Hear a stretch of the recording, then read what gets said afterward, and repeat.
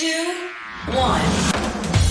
7 things you probably didn't know you need to know. I'm Jamie East, and this is the Smart 7. Well, good morning, everybody. It's Tuesday, the 7th of December, and it's Cotton Candy Day. And a big happy birthday to Tom Waits, John Terry, Aaron Carter, and Nicole Appleton. 7. Monday morning dawned bright and early with Prime Minister Boris Johnson dressed up in police gear joining drug squad officers on a raid in Liverpool. It was all part of a plan to announce a £300 million investment to close down drugs gangs, particularly those who operate across county lines. The 10-year programme also includes over £780 million to assist 300,000 drug users get access to rehabilitation.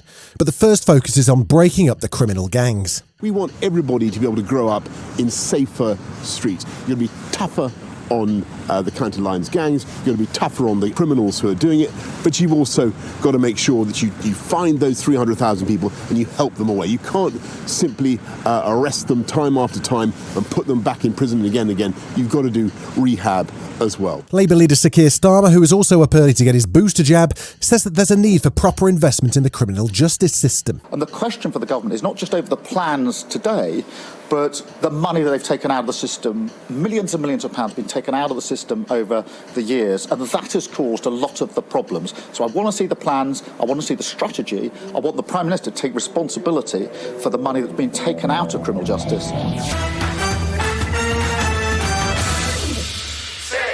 Education Secretary Nadeem Zahawi addressed the Commons on Monday to follow up on his commitment to launch an inquiry into the tragic death of the 6-year-old Arthur Labino Hughes after his father and stepmother were sentenced to more than 20 years each last week for their involvement in his death.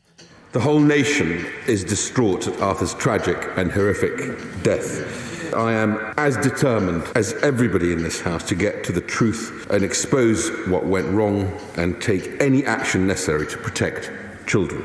To do so, serious questions need to be asked. Winter's second big storm is bearing down on Ireland this morning as Storm Barra has led to red weather warnings and risk of loss of life. It's expected to bring snow and hail along with strong winds to northern England and Scotland over the next 24 hours. Meanwhile, there are still households without power from Storm Arwen, which hit on November the 26th. Labour's Shadow Climate Change Secretary Ed Miliband says those affected in the north of England have been let down by power networks and government. They've been treated as second-class citizens. Why did it take a week for the army to be called in when members across this House were calling for this at the start of last week? And why are thousands still without power when the Secretary of State told us last Wednesday in this House, Mr. Speaker, that people will be reconnected by Friday? Business Minister Greg Hand's answer wasn't particularly helpful as he carefully laid the blame at the door of local authorities. He says it took a week for the army. Well, Mr. Speaker, it's a job for the Local Resilience Forum to say locally what the needs are. As soon as the Local Resilience Forum in Aberdeenshire and as soon as that in Durham gave us the call, the army were deployed very quickly indeed. There were 51,459 new cases of COVID-19 yesterday and 41 additional deaths. In a statement to the Commons, Health Secretary Sajid Javid updated the number of Omicron Variant cases, worryingly no longer linked to international travel, meaning that it's now spreading in the community here. According to the latest data, there are now 261 confirmed cases in England, 71 in Scotland, and 4 in Wales, bringing the total number of confirmed cases across the UK to 336. New travel restrictions kick in from Tuesday morning, but there are signs that the variant's already spreading quickly, while the UK Health Security Agency is suggesting that the Omicron variant moves more quickly from infection to infectiousness. But we don't yet have a complete picture of whether Omicron causes more severe disease. We can't say for certain at this point whether Omicron has the potential to knock us off our road to recovery. Still to come on the Smart 7, the Crocodile Twins spill the beans and Neo's back in a new Matrix trailer. Right after this. You're listening to the Smart 7. If you're enjoying it, you might also like the Smart 7 Ireland edition. Just search and follow us on your favourite podcast platform.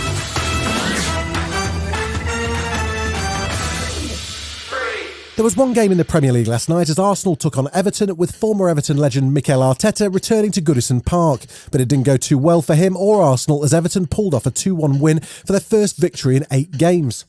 Meanwhile, the diplomatic row between the US and China over human rights spilled over into sport as the US formally announced its diplomatic staff will boycott the 2022 Winter Games in Beijing. While US athletes will still compete, White House spokesman Jen Psaki laid out Joe Biden's thinking. The Biden administration will not send any diplomatic or official representation to the Beijing 2022 Winter Olympics, given the PRC's ongoing genocide and crimes against humanity in Xinjiang.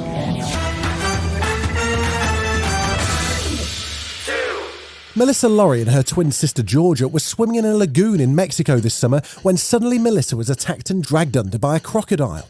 Her sister fought off the croc not once but several times. They've both now recovered, the twins that is, we've not got a clue how the crocodile's getting on, and the two girls were on this morning to tell Phil and Holly the remarkable tale. People speculate that you don't know until you're in that situation how you're going to handle it. Yeah. And luckily I just fought on instinct. When I found her, she was just face down in the water, and so I didn't even think that she was alive at first. So that was very scary. Matrix fans aren't that bothered about what Santa's got for them this year. They're getting the best present on Christmas Eve when The Matrix Resurrections hits cinemas. A brand new longer trailer just dropped and it reveals more intriguing clues as to what exactly is going on in The Matrix as Keanu Reeves reprises his role as Neo. It's so easy to forget how much noise the Matrix pumps into your head. Something else makes the same kind of noise. War. The most important choice in Neo's life. It's not his to make. She believed in me. It's my turn to believe in her. Part of me feels like I have been waiting my whole life for you. This has been The Smart 7. Wherever you're listening, do us a favour and hit the follow button. We'll be back tomorrow at 7 a.m. Have a great day. Written, produced and published by Daft Doris.